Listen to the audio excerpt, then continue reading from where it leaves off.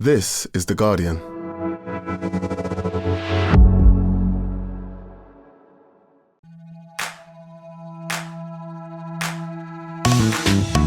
Hello, I'm Faye Carruthers and welcome to The Guardian Women's Football Weekly. Magic of the Cup, group of death. All the football cliches are coming to the fore in today's pod. We've got cup sets, penalty drama and history made. Just the average weekend in the Women's FA Cup. We'll review all the action on the pitch and off it. Plus take a look at the Continental Cup final as Chelsea and Arsenal go head-to-head again. We'll discuss Euro 2025 qualification with the Lionesses getting a humdinger of a draw and USA winning the inaugural Gold Cup.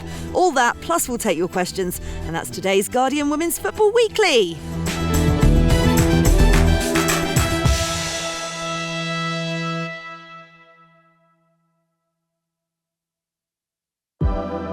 Women's Football Weekly is supported by Google Pixel, the only phone engineered by Google, an official mobile phone of Arsenal Football Club, Liverpool Football Club and the England teams.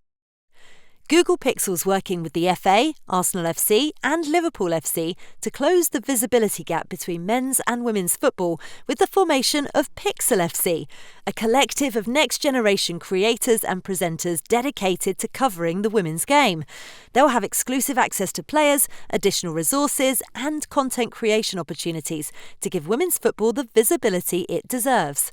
Search Google Store to find out more. What a panel we have today.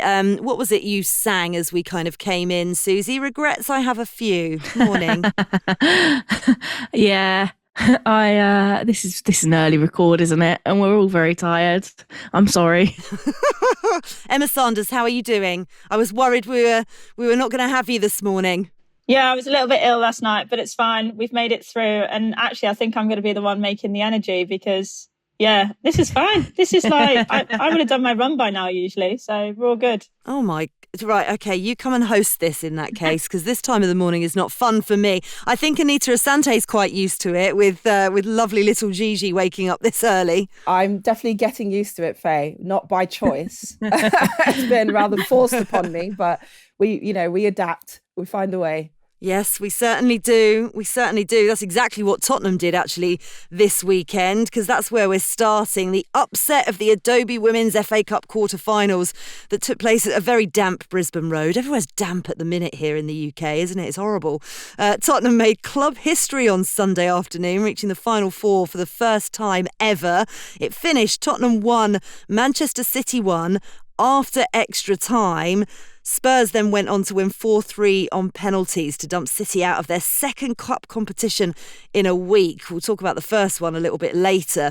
Becky Spencer, the hero of the shootout for Robert Villaham's side, despite conceding early and being second best for the first half. Spurs kept going, got their rewards as well after a defensive mix-up between Laia Alexandri and Chiara Keating. Saw Bethany England nip in to equalise in the 96th minute and take it to extra time. Susie, it was the fourth time these sides have met this season, and I think it's fair to say Tottenham have shown quite a lot of progression since that 7-0 defeat back in November. What did you make of their performance and that special moment for Becky as well, who's not always found herself in the starting 11 recently? Yeah, I mean, it's hugely impressive when you consider that across the 3 games before this, it was 10-0 on aggregate. So to walk away with even if they'd walked away with a close defeat, it would have been an improvement on where they've been at against City. It shows how much they've learned and how much they've come along. I thought Robert Villahan was really interesting afterwards because he talked about the journey that they're on and how important games like this can be along that road, sort of maintaining momentum, maintaining buy-in into the project that they're sort of building. But yeah, hugely impressive performance. I mean, City sort of really dominated the first sort of 20-30 minutes, but after that it really leveled out a little bit and they just didn't look their normal selves. They just looked a little off the pace, and you wondered whether there was some fatigue from the midweek game against Chelsea, although Gareth Taylor was really dismissive of that as being a problem and just, almost seemed a little bit confused himself about why they hadn't sort of shown up in the way that they usually do. But I mean, all credit to Spurs. The way they dug in was like hugely impressive. The crowd was really good as well. It's a small crowd, but it was like really, really lively, and the momentum was really with it. And when that last minute goal went in, you just felt like Spurs were on the front foot and the momentum was there and the crowd behind them, and you just felt it. And I lived down the road, and my son's mate was in the crowd with his mum and dad. They're Spurs women's season ticket holders, and they said they were just watching afterwards. I was interviewing Robert, and they were saying, what was he doing? He was just jumping up and down at one point. What was he saying? And it was like, I'd asked him about that 96-minute winner and like how it felt and the momentum and stuff. He's just, I felt it in my body. I felt the feeling in overtime as well. I felt like we could do this. He was literally jumping up and down like a little like excited kid. And it's just like really refreshing. And yeah, Becky Spencer was like brilliant and a dream as well to chat to afterwards. She's just so lovely. And yeah, like it was just a really well-deserved win and incredible performance. All of my Spurs friends were delighted with it. There's nothing better than that, is it? A late goal. Thank you, Luton, for making my weekend wonderful.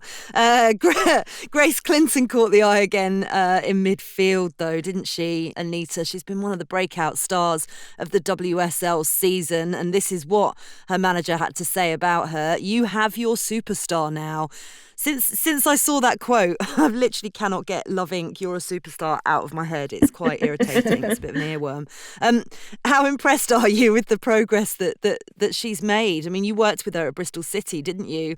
Does Spurs have a chance of signing her permanently in the summer? Yeah, I think so. I'm not surprised at all, how well she's doing, because she had such impact for us at Bristol when she was on loan. And to just see this progression and development, this journey she's been on as a coach is really fun and exciting to see. But it's not just that. We know about her abilities on the ball, her dribbling capabilities, her hold-up play, her vision and ability to bring other attacking players into the game, as well as her own scoring ability. But it's the fact that she's such a young player and she literally grabs a game by the scruff of the neck.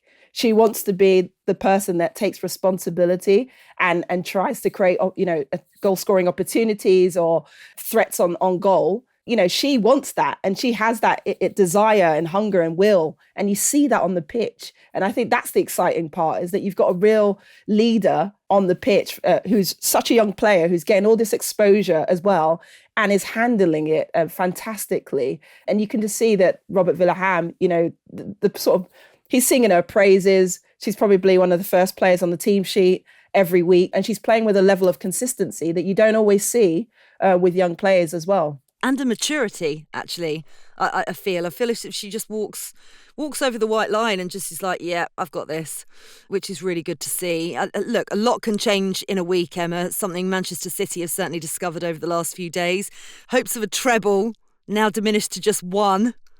It's a big piece of silverware, the WSL, and they're right in that title race, but it's a bit of a crash back down to earth probably after that impressive run of form. And then they've got more worries because Bunny Shaw's injury in the second half, we still don't know how serious that is. How much of a blow could this week be for this City team?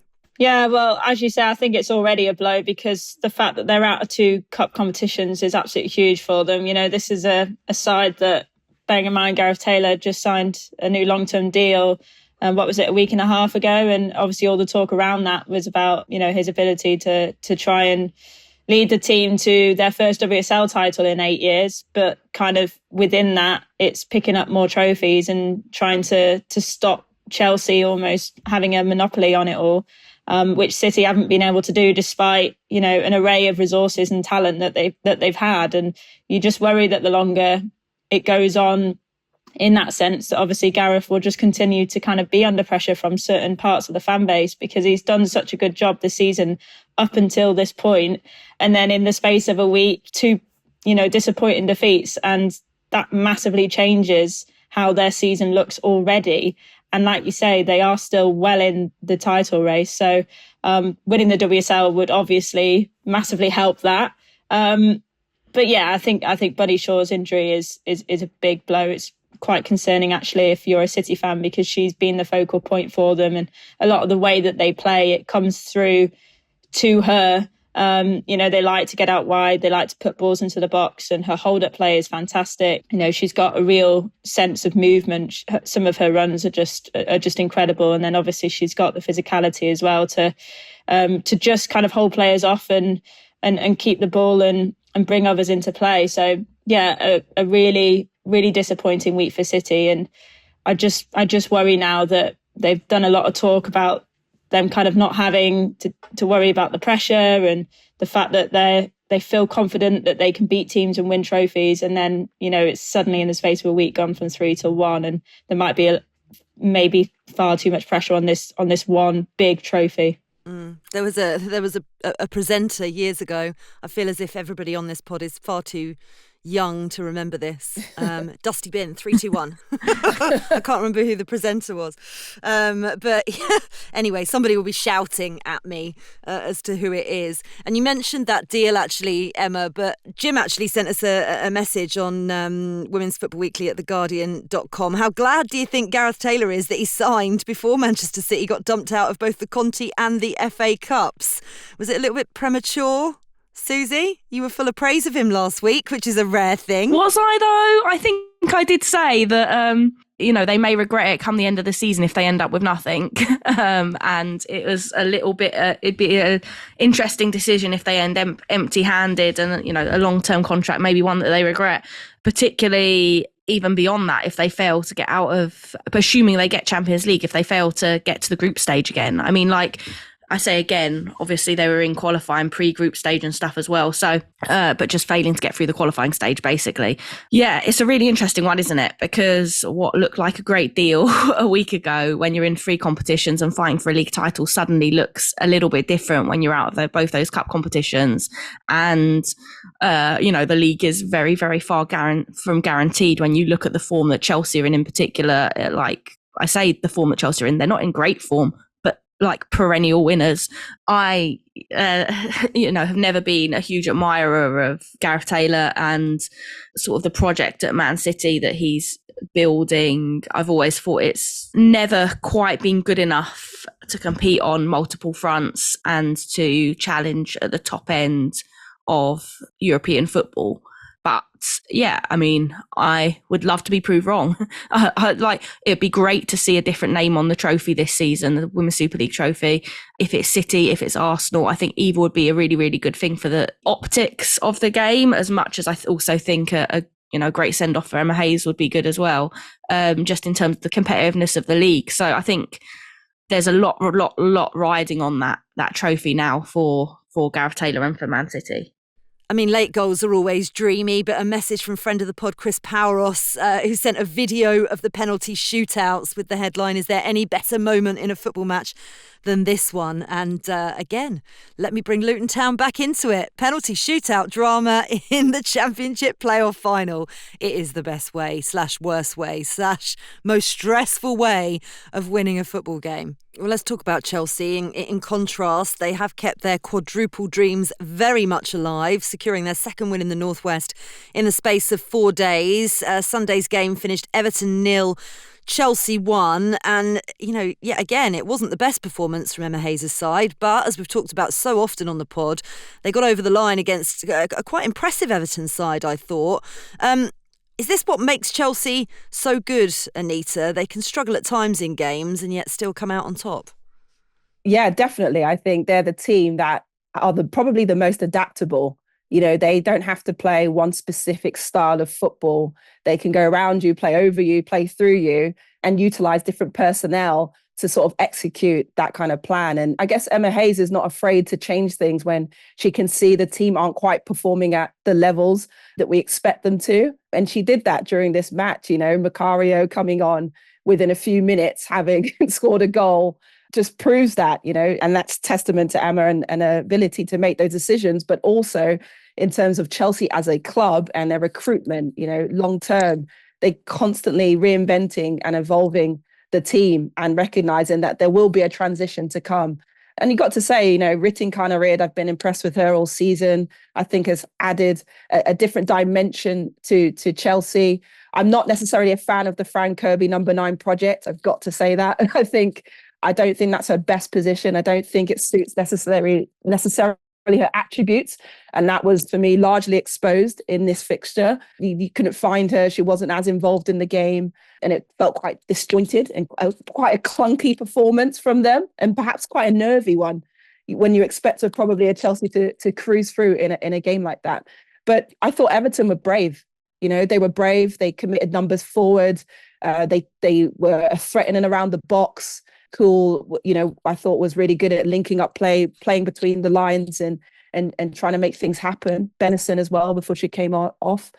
So, they were tested, but that shows you just the experience in that team and that squad, that they know how to win and they find a way to do that.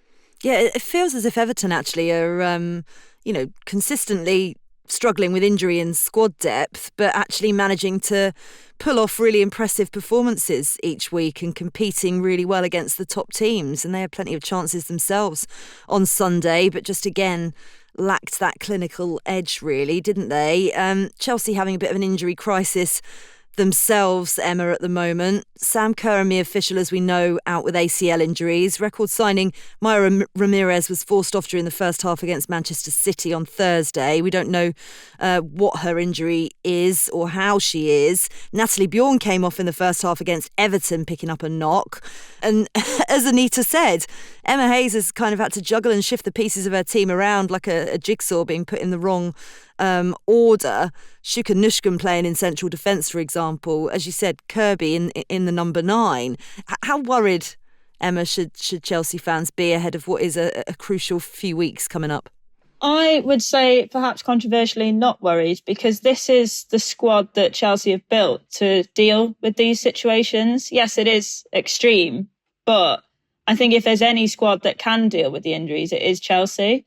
Emma Hayes has often, as Anita says there, she's often rotated. She's often changed things up. She's tried different things within games as well as sort of throughout seasons, so that they are capable of getting through these periods.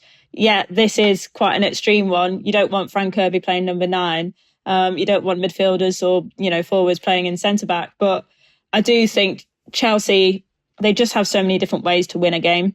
And that's where I always had my reservations about Manchester City at the start of the season. And, I've come on this podcast and said I think Manchester City have played the best football in the WSL, but they haven't been as consistent in terms of results, because Chelsea can do that. They can win when they're not playing well. They've got, certain situations within games where they just know how to maybe kill the tempo for 10 minutes. They know how to ride their luck a little bit. They can score goals from set pieces. They've got players like Lauren James who can turn on a little bit of class at any point in any game. So I wouldn't be too concerned if I was a Chelsea fan. Yes, it's not ideal, but I think this is why they built a squad. This is why they invested in the squad. And this is why, Emma Hayes has constantly trusted her players so that they can adapt to these situations. And it makes life a lot harder for them, for sure, especially with the squad depth that Arsenal have got. But I think Chelsea have still got plenty in their squad to challenge and, at least cling on until they get some of their players back from injury. For me, the interesting period and how well they handle all of these injuries is this next 19 days where they've got 5 games, including 2 Champions League games against Ajax, Arsenal twice on Friday in the league, and then on Easter Sunday in the Conti Cup final. And then they also play West Ham and Spurs in that time as well. So for me, that 5 games in 19 days, that is going to, obviously there's going to be periods later in the season if they progress through to the Champions League semi-finals and things like that, and latter stages of various other, like the FA Cup and all of that, they're all going to influence how heavy their calendar is later on. But these 5 days in particular, I think that's the big test of how well they cope with volume of games. Now their squad is a little bit stretched. Obviously getting Kat Macario back is brilliant, but that number 9 position, that's the only place where I'm actually really worried about the impact of the multiple games, because she's so new back, so she's not going to be able to play those games back to back. They're going to have to sort of, bring her on as they've been doing. That's been effective. Will it be effective over a number of games in a row? Who knows? Yeah, they've got to manage her minutes, haven't they? But I mean, what a comeback. Scoring within 6 minutes of making her Chelsea debut last week and then scoring within 3 minutes of entering the pitch this week. I mean, she's been absolutely fantastic, but need to keep her fit first and foremost. Let's stay in Merseyside for our next FA Cup fixture. There was another moment of history as Leicester reached the semi-finals for the first time. It's important, though, first of all, to touch on off-the-pitch matters before we discuss their 2-0 victory over Liverpool. Susie, you broke the news on Friday that manager Willie Kirk's been suspended by Leicester City while an internal investigation looks at an alleged relationship between him and a current player. Can you tell us exactly what's been happening? Yeah, I mean, not much more than that, really, in that he's been suspended for the time being while the club investigate an alleged relationship with a player, coming off the back of the Jonathan Morgan incident of him also being exposed for having had a relationship with a player whilst at Leicester, but albeit a number of years ago. You know, it's a not very nice thing to have going on at your club, and I think that we're going to see it increasingly be the case that these kind of things are brought up with a little bit more frequency. This isn't the last, and it's not the first. So, yeah, and not the nicest situation, but yeah, is what it is. Anita, it does feel as if this is the tip of the iceberg a little bit at the moment. What exactly does need to be in place to protect players going forward? I think where these situations become a bit, I guess, blurry is the fact that we've had a game within the women's game that has been amateur or semi-pro for such an extreme amount of time, where it has kind of been largely widely accepted to some degree. And now we've entered into this professional era, probably from the start of the WSL's inception in 2010. And really maybe that is the marker of when we should be going, this is when the league turned professional. This is where we should be including professionalism throughout the business of football and making sure that these instances cannot happen in the near future as well. I think that's the challenge, because I think it sort of existed within the culture, especially if you're talking about clubs that have been part-time or amateur or had a different kind of culture within its setup, where those sorts of relationships have happened or developed. And how you control and mandate that's the big question, and that's the big task for those that run the league and execute power. It's really difficult, isn't it? Because I think, that's still 14 years. That's 14 years to try yourself to make the culture more professional. In my opinion, anyway. Listen, despite what was going on off the pitch, they did pull off an impressive performance on it. Jutta Rantala again at the heart of Leicester's success, coming up with a brace. She's been absolutely in brilliant form this season, hasn't she, Emma? Yeah, she has, and she was really ruthless in that game because Liverpool controlled a lot of the game. I wouldn't say they dominated possession, but they certainly had a lot of it, and they seemed quite comfortable, but it was sort of two very easily avoided mistakes which Leicester capitalised on, and obviously she was there and in the right position and put those chances away, and that's what you need in these cup matches. Chelsea showed it, Bethany England showed it for Tottenham. You need to be able to read the game and be clinical in the moments when they come, and it's knockout football, and Leicester absolutely did that. I thought they defended brilliantly for the second half in particular. Very, very impressive, especially given obviously everything that we've just discussed off the pitch beforehand. I'd imagine their build-up would have been quite disruptive on that Friday, Saturday. So yeah, terrific performance from them. But I think it was a huge missed opportunity for Liverpool, because to get a draw against, the non-Chelsea or Manchester Cities of the draw would have been, they would have been looking at that and thinking this is a really big opportunity to get through in the cup. And obviously they didn't take it. So Leicester did. Fantastic moment for them and well deserved. Yeah, frustrating for Matt Beard, I reckon, Anita, because it was a disappointing performance all round. They've been one of the surprises of the league this season, but they just were a bit wasteful in front of goal at times, really. And it feels as if quite a few things went wrong for them on Saturday. But their home form in particular is a real worry. They haven't actually won at Prenton Park since mid-November, which I hadn't clocked until producer Sophie had written that. And that's a long time. Yeah, I agree with you, Faye. I think they probably are taking some of that hangover in the league into this cup run, which you can't afford to do when these are knockout games. You've got to be at your best. You've got to be clinical. And actually, it could have been sort of the catalyst to sort of turn that on its head if they had got the performance and the win. Again, they're a squad as well with quite a few, they've got good players on that team. They've got players that can have impact, that can change the game. Obviously, they start with Mia Enderby at top in this game. So there was a bit of rotation in the team to give other players opportunities. But they just weren't, that's what they're missing. And that's what you're seeing in the league as well, is that clinical edge to really challenge the top clubs. And they got caught out on really two counter-attacking scenarios or transition moments where you can't afford to do that at this level. But credit to Leicester, I think, for a mid-table type of team with a bit of adversity going on in the background, to show that togetherness and that performance shows a lot of character within this very young team. Yeah, it really does. A lot of character from Manchester United this weekend as well. The fourth FA Cup quarter-final, a lot less competitive than the others. It was a cruising, really, for United. Their second successive semi-final they've reached. They beat Brighton by 4-0. Manager Mark Skinner described it as a total performance, saying it's one of their best displays of the season. Susie, were you surprised by how easy it was for them, given the recent kind of competitive encounters between these two sides? Just as a reminder, Brighton held United to a draw earlier on this season, then lost 2-0 in the reverse. They also met each other in the FA Cup semi-finals last year, United winning 3-2 in that one. But this one was just a steamroller. I'm more surprised that Brighton did so well against them in those fixtures than necessarily surprised that Man United could turn it on at this critical juncture for them, I suppose, because that is really, it shows how much the sheen has been taken off United this season, that we're sort of questioning whether, we're surprised by them beating Brighton so comprehensively.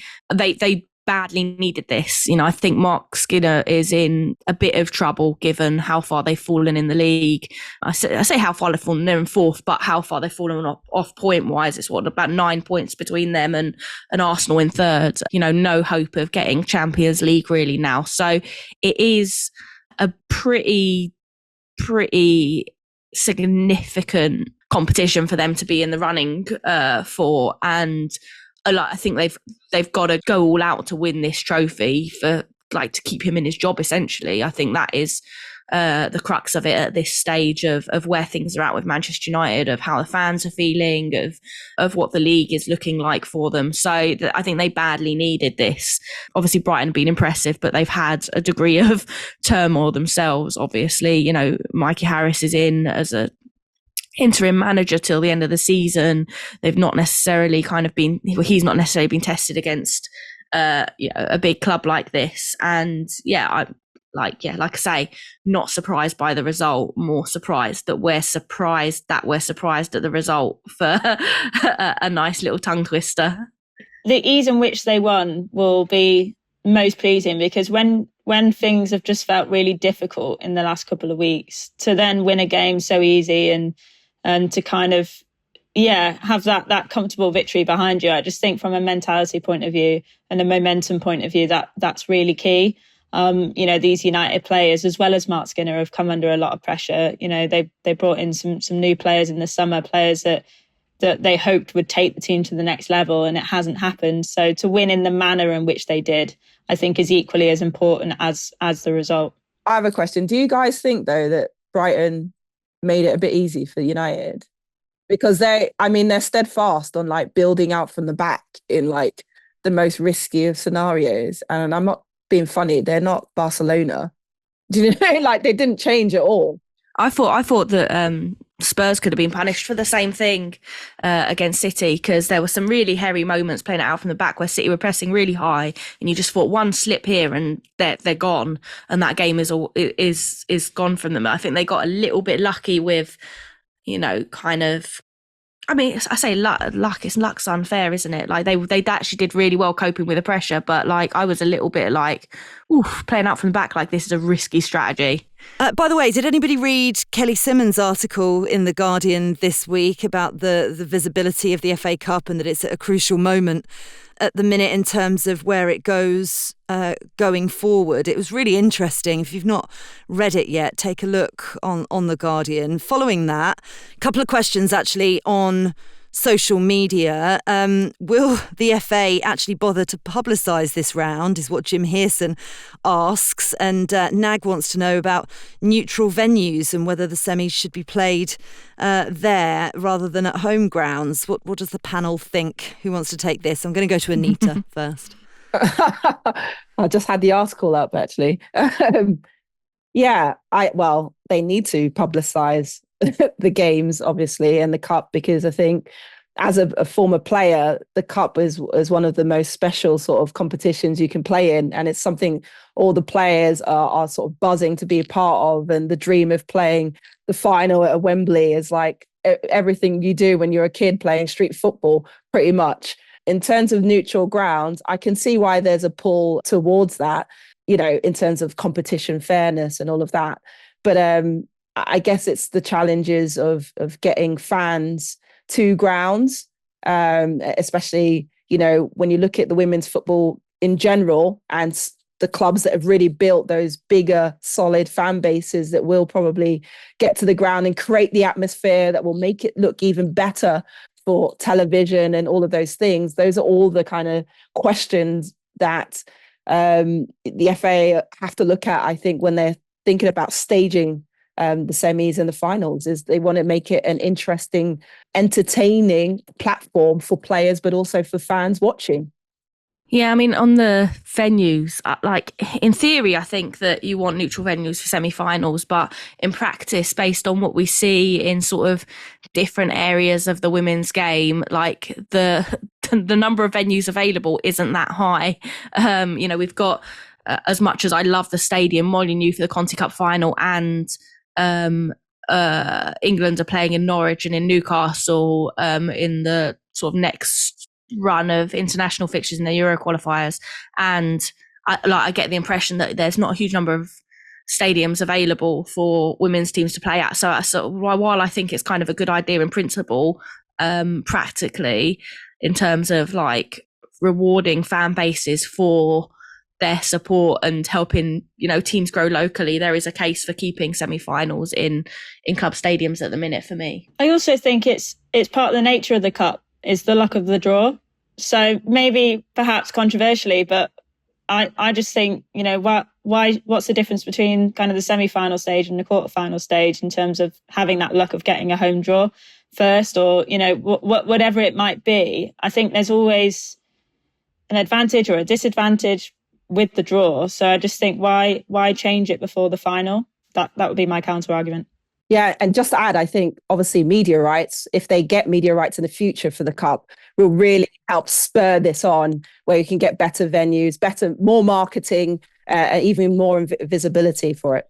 I agree with you on that 100%. Okay, so the draw is in.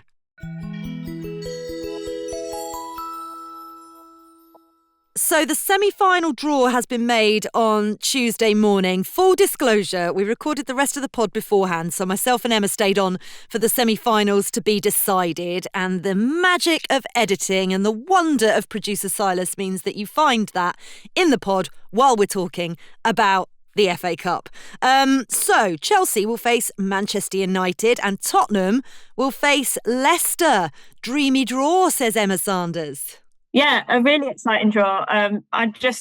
It's such a massive opportunity for Tottenham and Leicester City. We are guaranteed a new finalist in the Women's FA Cup, which in itself I just think is really great for everyone, all the neutrals, but especially for those, the fan bases of those two clubs. It's just reward really from, we discussed earlier in the podcast, Tottenham's great result over Manchester City, and now they've been rewarded with a good tie here. And the same with Leicester City, obviously coming through the adversity that they had on the weekend to beat Liverpool, and now here they are with a fantastic opportunity to get to Wembley and to battle for a trophy. So yeah, that's really exciting. And then I think Manchester United fans would be bitterly disappointed that they've drawn Chelsea, because they are the heavy favourites to go on and win the tournament now, and you would expect Chelsea to really, really fancy themselves in any tie in the semi-final draw. But yeah, just can't wait for the games now, because it's, as I say, the fact that we're going to be guaranteed a new finalist, I think, is fantastic. I know, I'm very excited. I wish, however, that the Adobe Women's FA Cup Twitter feed was as excited as we were, because actually they only put the fixtures up about 10 minutes after the draw had been made, and they didn't tell anybody where to listen to the draw. So no signposting again, which goes exactly back to what we were just talking about in terms of visibility. You have the opportunity. It is there. Grasp it with both hands. Anyway, that's it for part one of the Guardian Women's Football Weekly. In part two, we will talk about the Conti Cup and that Euro 2025 qualification draw.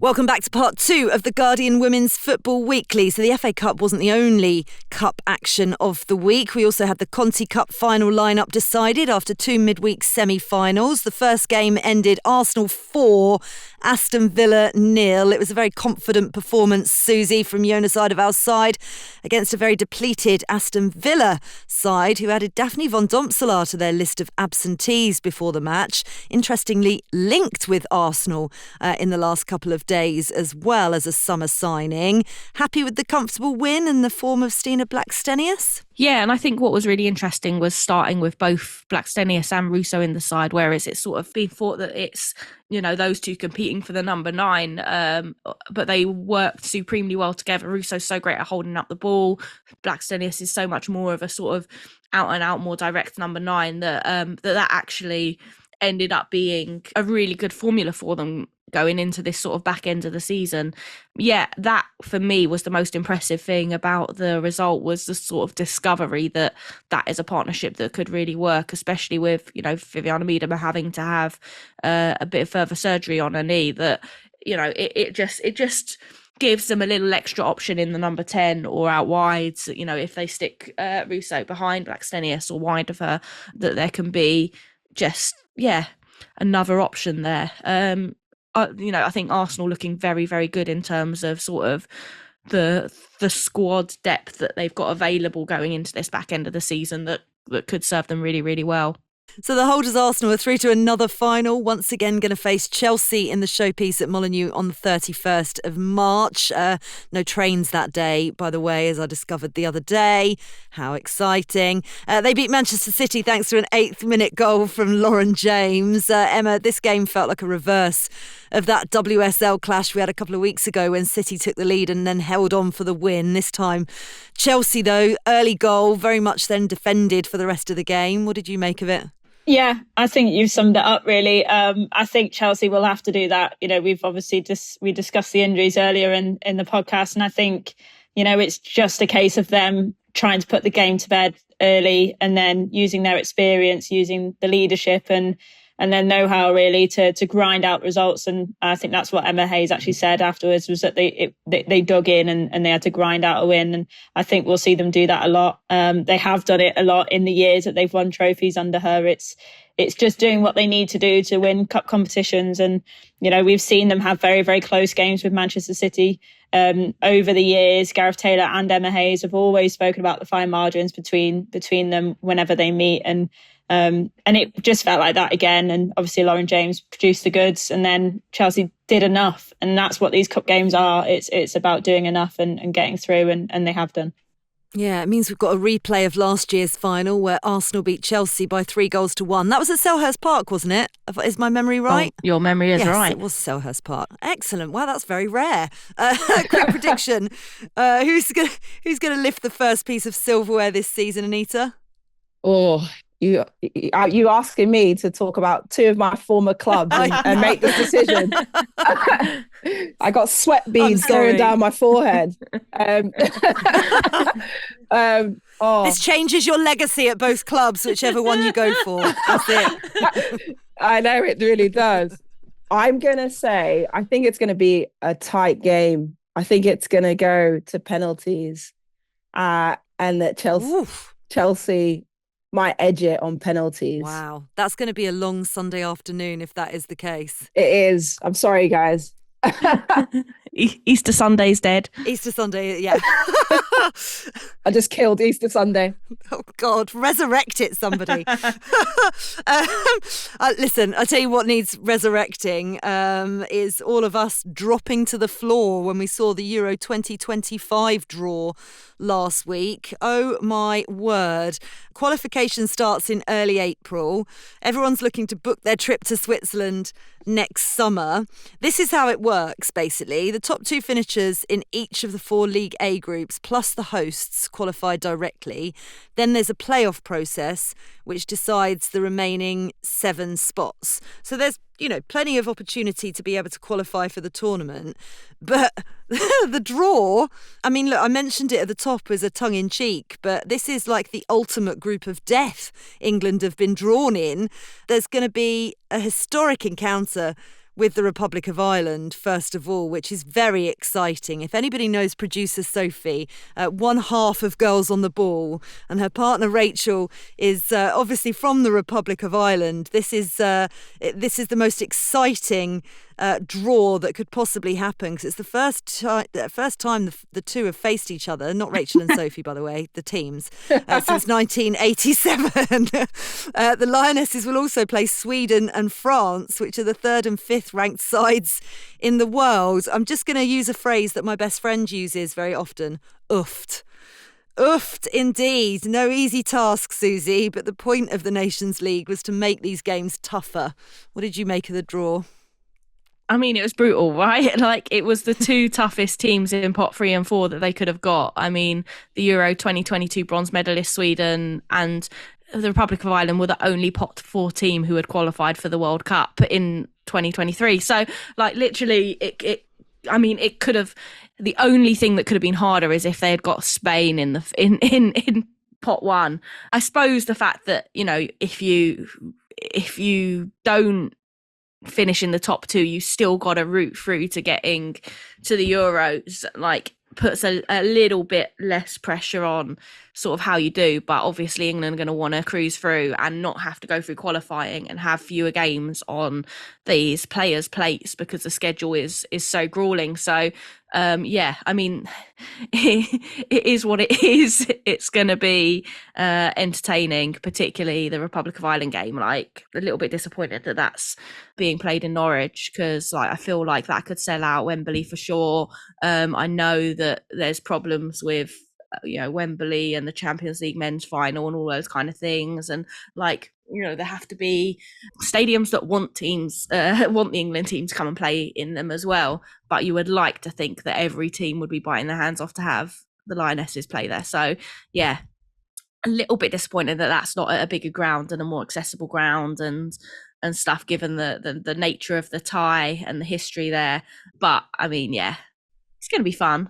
It is definitely going to be fun, but, we mentioned the venues before as well, briefly, Anita. This is, if you've not seen them all, by the way, England are going to host Sweden at Wembley. France will come to St James's Park up at Newcastle. And as Susie just said, the Republic of Ireland at Carrow Road in Norwich. I mean, even the logistics of that, I'm not being funny. Where are most Ireland fans coming from if they don't live in England? They're coming from the West. and we're going as far as we possibly can do to the east, which seems a little bit bonkers.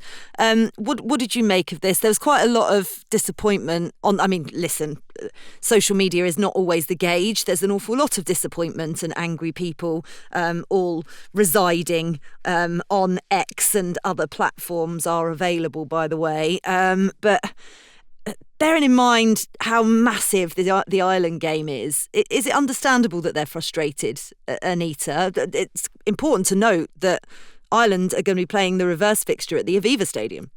Yeah, I understand the support, especially the Irish supporters, frustrations, because it's not a fixture that comes around very often. You know, this is going to be it's an historic match between, England and Republic of Ireland. And I think it's an opportunity that as many people as possible will want to try and get to. And you add in logistics and travel, you also add in cost to supporters, which is a challenge. And so from that perspective, I think it's a shame that they haven't really been maybe considered as much in this decision. But on the flip side of that, I understand that there's a part of wanting to bring and showcase the Lionesses across the country, and that it's not always just necessarily located in the south. And so it gives an opportunity for sort of the rest of the UK to have the opportunity to watch them. There is an argument for that as well. I know when I was an England player, that was some of the controversial discussions that happened. But yeah, I think from that perspective, it's an opportunity missed. But in terms of the group as a whole, I think for the Lionesses, it's just a case of they're going to have to be ready at the races. That, they don't want to really go off into playoff games to try and qualify. I think they will want to and fancy themselves, obviously, as Euro winners previously, World Cup finalists, to break out this group on the top. And in a way, that's kind of a good thing, because, the mentality, the preparation going into it is going to be like 1,000%, and if you can make a good account of yourself early on in the qualifications, it's also a psychological message you're sending out to the rest of your competitors going into the Euro tournament.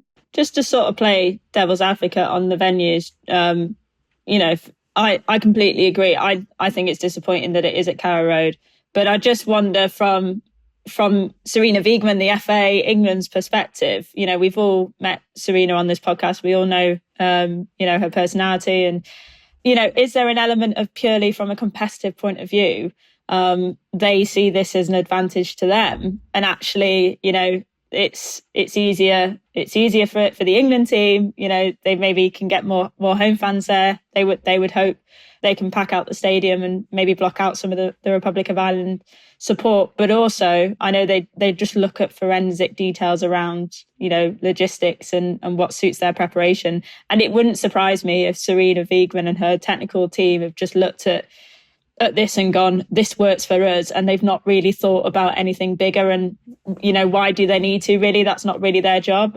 Maybe I'm being unfair, but I think there might be an element of that to it as well. No, I don't think you're being unfair. I think you're being very accurate, and I hadn't looked at it in that way. And I love a little bit of optimism over pessimism, for sure, because you look at that draw first and foremost, you go, oh my goodness, and then you forget, as Anita says, these are the European champions and World Cup finalists we're talking about. They're going to breeze through it, and that competitive advantage that you could get, I like that one as well. I'm going for all the ding ding dings on that. Looking at the home nations, Northern Ireland, Scotland and Wales are all in League B. Scotland have drawn Serbia, Slovakia and Israel. Wales will face Croatia, Ukraine and Kosovo, while Northern Ireland will come up against Portugal, Malta and Bosnia-Herzegovina. What do you think the home nation's chances are, Emma? Yeah, I think, I think Scotland, they're the highest ranked side in their group. So I think they will fancy themselves to do well. I think, they've got a couple of potentially tough ties in there with, Serbia and Slovakia maybe. But again, Wales have got quite a difficult one with Ukraine, but there's no reason why they can't finish in the top two of their group. And Northern Ireland, I think, have actually got a really good chance in their group. It's just the playoffs, because I think it's 28 teams, isn't it, that go into the playoffs, and that whittles down to 7. So it's difficult to get out of the playoffs. But I think certainly the 3 home nations in their groups at least have a good chance of finishing top, if not in the top 2.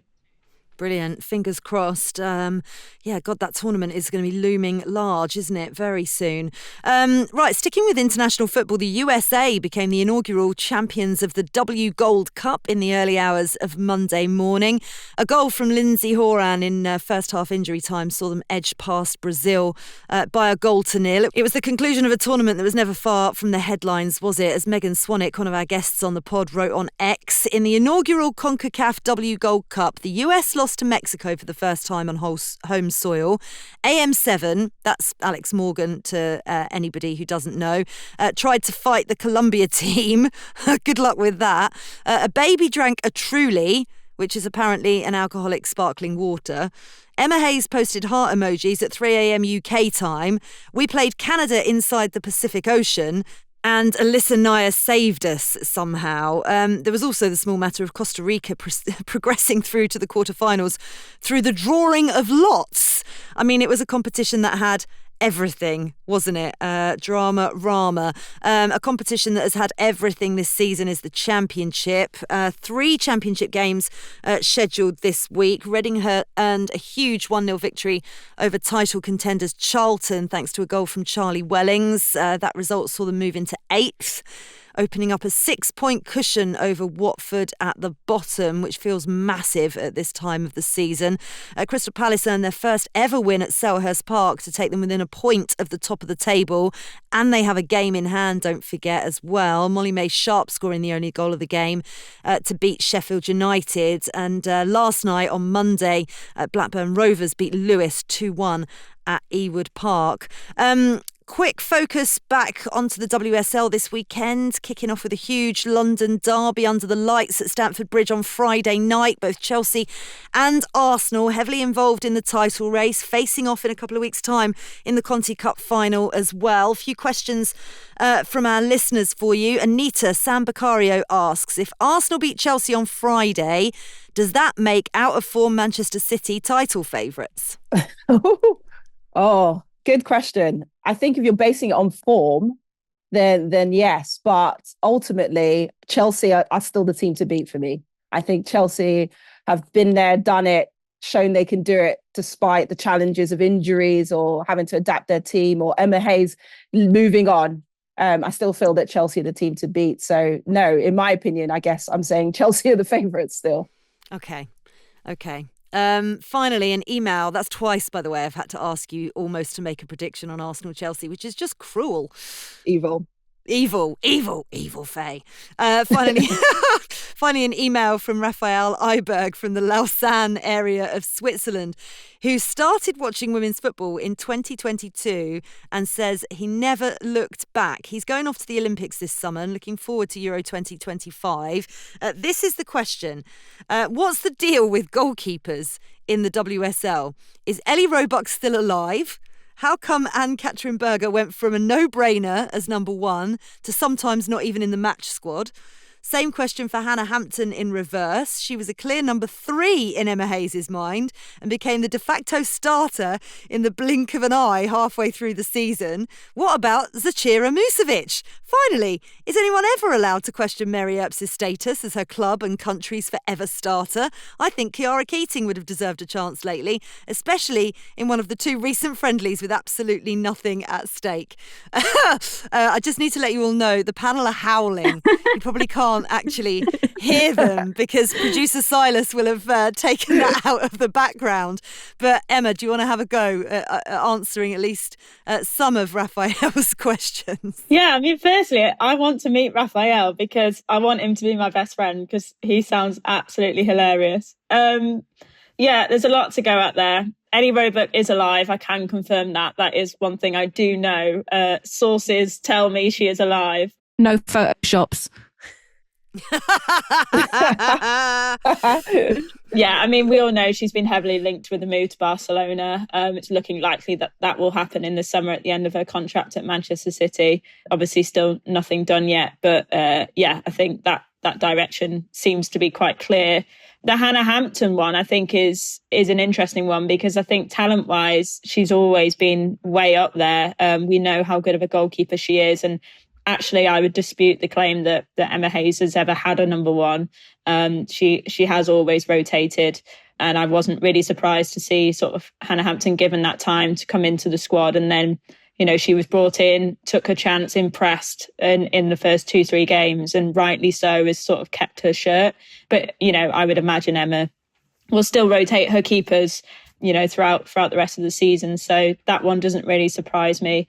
Obviously, Musovic is a very high level goalkeeper as well, but she's used to that rotation. And I remember speaking to her in the summer, and she was quite keen to earn back her place.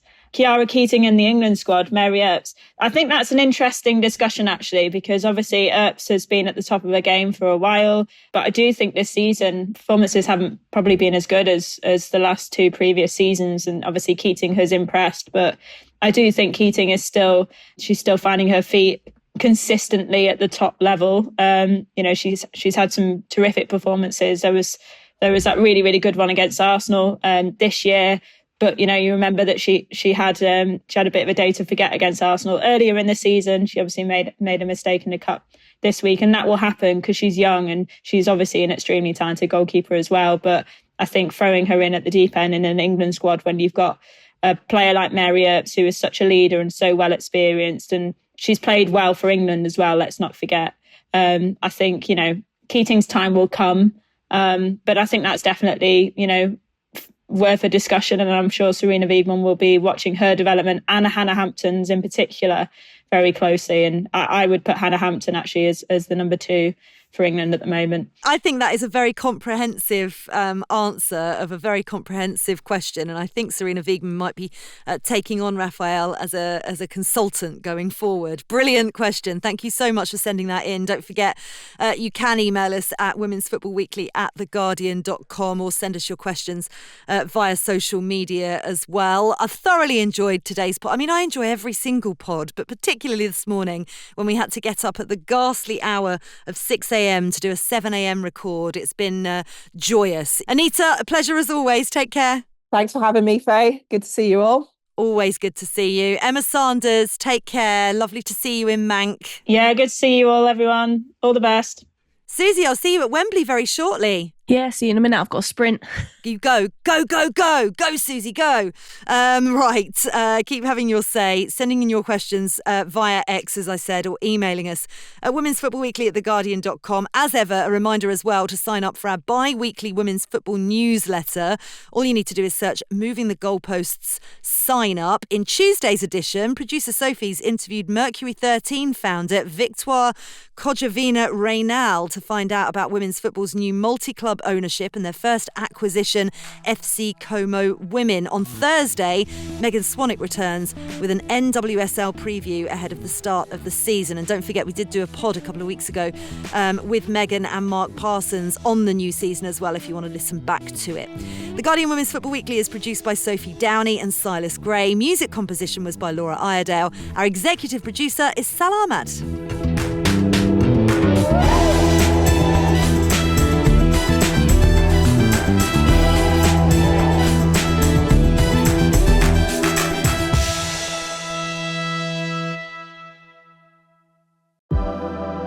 Women's Football Weekly is supported by Google Pixel, the only phone engineered by Google and official mobile phone of Arsenal Football Club, Liverpool Football Club and the England teams.